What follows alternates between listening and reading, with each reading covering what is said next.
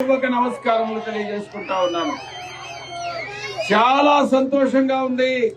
అపూర్వమైనటువంటి స్వాగతం మీరు ఇస్తా ఉన్నారు. దానికి ప్రతిఫలంగా నేను మీ రుణం ఎలా తీర్చుకోవాలా అన్నటువంటిది ఇప్పుడు నేను ఆలోచించాల్సినటువంటి పరిస్థితి.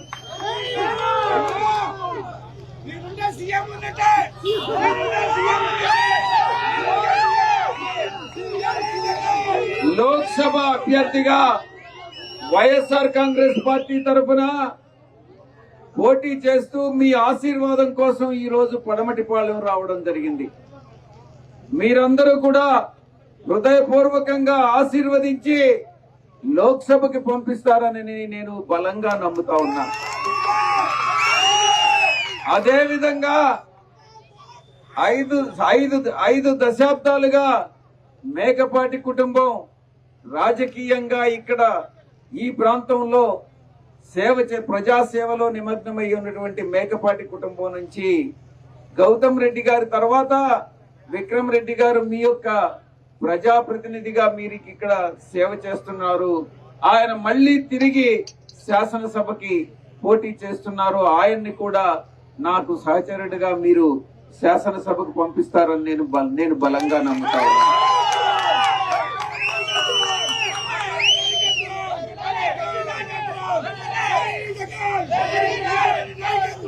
ఒక్క విషయం సర్పంచ్ గారు జెడ్పీటీసీ గారు నా దృష్టికి తీసుకురావడం జరిగింది. ఏ సంక్షేమ పథకం అయినా కూడా, ఏ అభివృద్ధి పథకం, ముఖ్యంగా సంక్షేమ పథకాల్లో ఎవరు చేయగలిగింది ఏమీ లేదు, అంతా కూడా డీబీటీ ద్వారా వస్తుంది. కాబట్టి నాన్ డీబీటీ ద్వారా వచ్చేటటువంటివి వాటిలో ఎవరు ఏమి చేయగలిగింది, తలపెట్టగలిగింది ఏమీ లేదు. ఒకటి ఏ అభివృద్ధి పథకం చేపట్టాలన్నా కూడా మీ యొక్క సర్పంచి అభివృద్ధి నిరోధకుడుగా తయారై అభివృద్ధి పథకాలని అడ్డుకుంటున్నారు అన్నటువంటి విషయాన్ని, కోటంరెడ్డి బాలకృష్ణారెడ్డి అడ్డుకుంటున్నారు అన్నటువంటి విషయాన్ని ఈ యొక్క నా దృష్టికి తీసుకురావడం జరిగింది.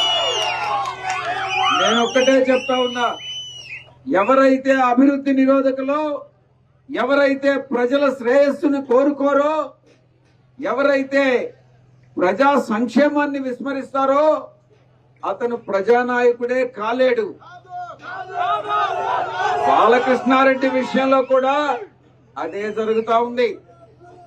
ఇదే రకంగా ఆయన వైఖరి గాని కంటిన్యూ అయితే, ఆయన ఇలాగే గాని ప్రవర్తిస్తే భవిష్యత్తులో ప్రభుత్వం యొక్క అసాధారణమైనటువంటి అధికారాలను ఉపయోగించి అతన్ని ఇంటికి పంపించాల్సి వస్తుంది అన్నటువంటి విషయాన్ని తెలియజేసుకుంటాను.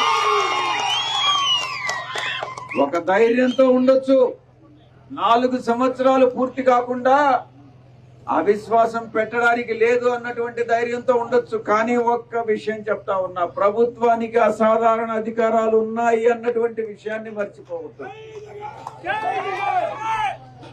బాలకృష్ణారెడ్డి గారు, మీరు ఇక మీదట పడమటిపాలెం అభివృద్ధిని అడ్డుకున్నారనంటే మీకు సర్పంచ్ గా రోజులు చెల్లిపోయినాయి అన్నటువంటిది అర్థం చేసుకోండి.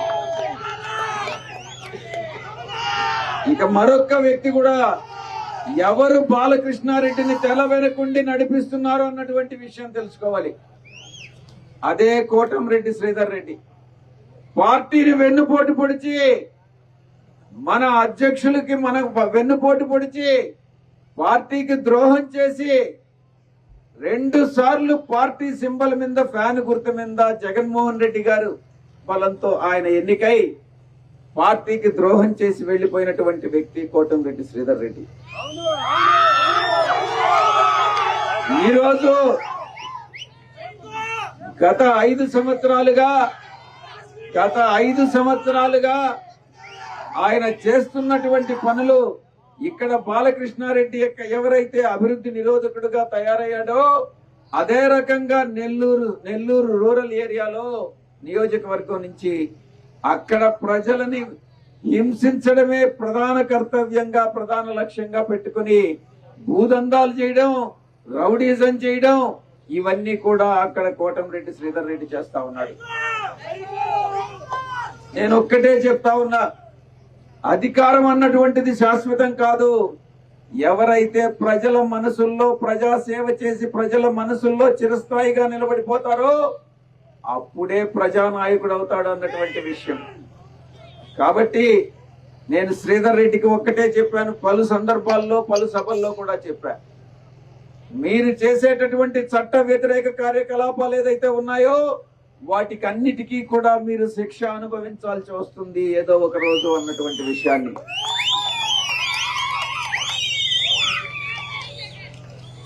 చాలా మంది చాలా విషయాలు నాకు చెప్పారు, ఇక్కడ కాదు నెల్లూరులో కూడా.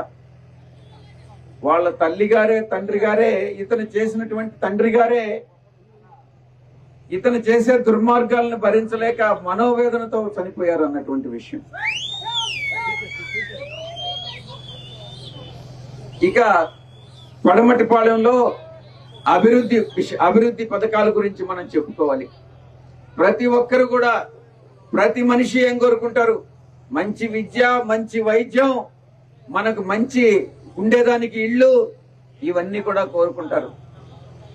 మనం సంక్షేమ రాజ్యం అన్నటువంటిది నిర్మించుకున్నాం. సంక్షేమ రాజ్యంతో పాటు అభివృద్ధి కూడా చేసుకుంటాం. రెంటిని సమతుల్యం పాటిస్తాం. రాబోయేటటువంటి 5 సంవత్సరాల కాలంలో మనం ఏం చేయబోతున్నాం, ఈ యొక్క గతంలో 5 సంవత్సరాల్లో ఏం చేశామన్నటువంటి విషయాన్ని మనం తెలుసుకోవాలి. నవరత్నాల పథకం కింద ప్రజా సంక్షేమానికి మొత్తం పడమటిపాలెం, ఇక్కడ పడమటిపాలెంలో మొత్తం ఖర్చు చేసింది 5 సంవత్సరాలకి మొత్తం 10 కోట్లు ఖర్చు పెట్టడం జరిగింది. దాంట్లో డీబీటీ కింద 7 కోట్లు, నాన్ డీబీటీ కింద 3 కోట్లు, మొత్తం 10 కోట్లు ఖర్చు చేయగా, గడప గడపకి మన ప్రభుత్వం కార్యక్రమం కింద 20 లక్షలు ఖర్చు పెట్టడం జరిగింది.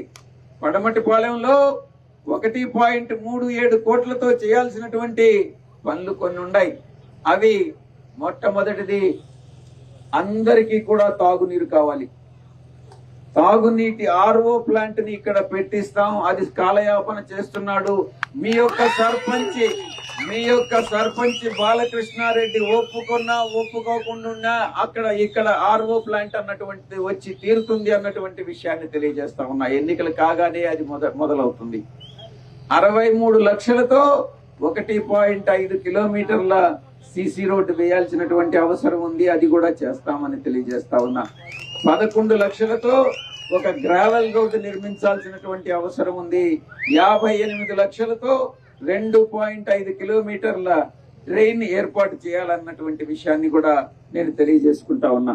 దాదాపు 150 ఎకరాల సిజేఎఫ్ఎస్ అసైన్మెంట్ భూములను సాగు చేసుకుంటూ జీవిస్తున్నటువంటి 163 మంది రైతులకు పట్టాల జారీ విషయంలో అది తప్పకుండా నెరవేరుతుంది. కొంత కాలయాపన జరిగింది.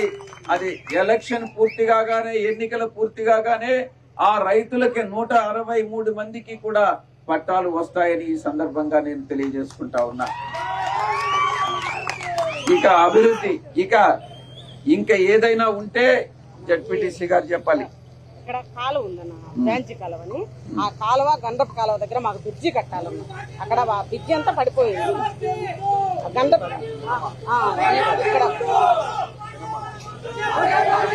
గండపు కాలువ మీద ఒక బ్రిడ్జి కావాలని జడ్పీటీసీ గారు కోరుతా ఉన్నారు అన్న. మాకు శ్మశానం కూడా కావాలి, మేనిఫెస్టోలో పెట్టి. అంటే ఒకసారి చెప్తే అందరూ ఆనందిస్తారు కదన్నా. మనం ఇప్పుడు నెల్లూరు పార్లమెంట్ లో ఉన్న 7 అసెంబ్లీ స్థానాలకి మనం రాబోయే 5 సంవత్సరాల కాలం ఏం చేయబోతున్నాం అన్నటువంటిది ఒక మేనిఫెస్టో తయారు చేసుకున్నాం.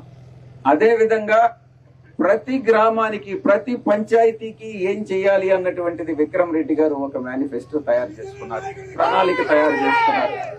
అంటే నెల్లూరు ఈ యొక్క ఎన్నికల తర్వాత రాబోయే 5 సంవత్సరాల కాలంలో నెల్లూరు జిల్లా అన్నటువంటిది భారతదేశంలోనే ఒక ఆదర్శమైనటువంటి పార్లమెంట్ గా మనం తీర్చిదిద్దుకోవాలి అన్నటువంటి విషయాన్ని తెలియజేస్తా ఉంటా.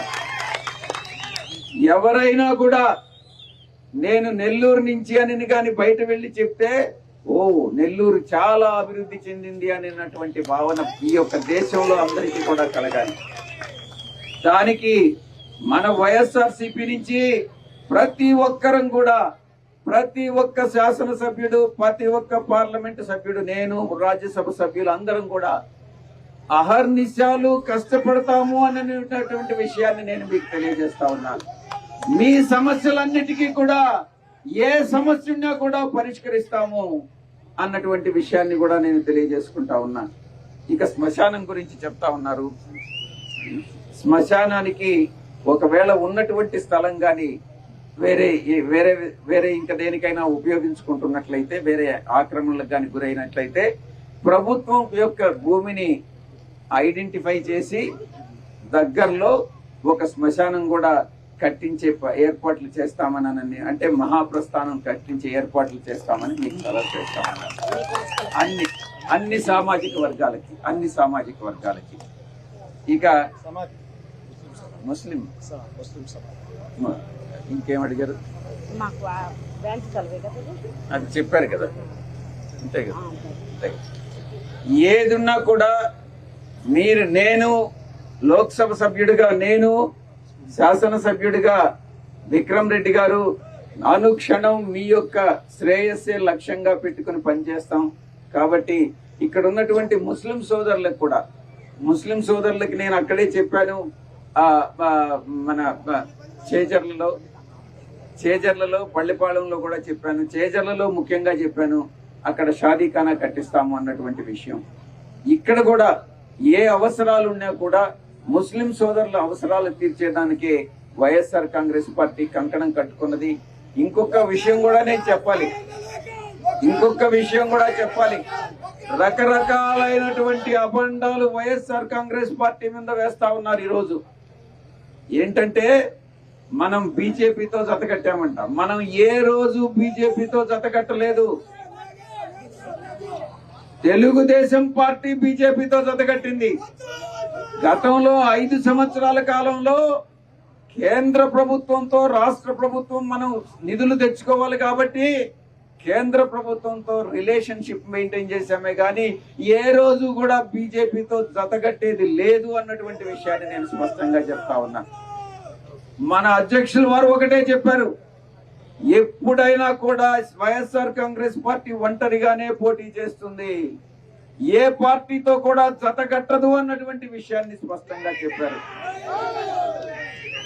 కాబట్టి ముస్లిం సోదరులు ఎవ్వరూ కూడా భయపడాల్సిన అవసరం లేదు. వైఎస్ఆర్ కాంగ్రెస్ పార్టీ అన్ని మతాలను, అన్ని కులాలని సమానంగా చూస్తుంది. వాళ్ళ యొక్క సెక్యులరిజం అన్నటువంటిది ఈ కంట్రీలో సెక్యులరిజం పూర్తిగా వేళ్ళూనుకొని ఉన్నటువంటి ఈ యొక్క సెక్యులరిజాన్ని కంప్లీట్ గా కంటిన్యూ కావాలంటే వైఎస్ఆర్ కాంగ్రెస్ పార్టీకే ఓటేయాలన్నటువంటి విషయాన్ని విజ్ఞప్తి చేస్తా ఉన్నాను. ఏదైతే ముస్లిం సోదరులు వ్యతిరేకిస్తున్నారో యూనిఫామ్ సివిల్ కోడ్ అన్నటువంటిది, దాన్ని వైఎస్ఆర్ కాంగ్రెస్ పార్టీ అంగీకరించదు, అపోజ్ చేస్తుంది. యూనిఫామ్ సివిల్ కోడ్ బిల్లు ప్రవేశపెడితే యూనిఫామ్ సివిల్ కోడ్ ను వ్యతిరేకిస్తుంది అన్నటువంటి విషయాన్ని కూడా నేను సభాముఖంగా తెలియజేసుకుంటా ఉన్నా.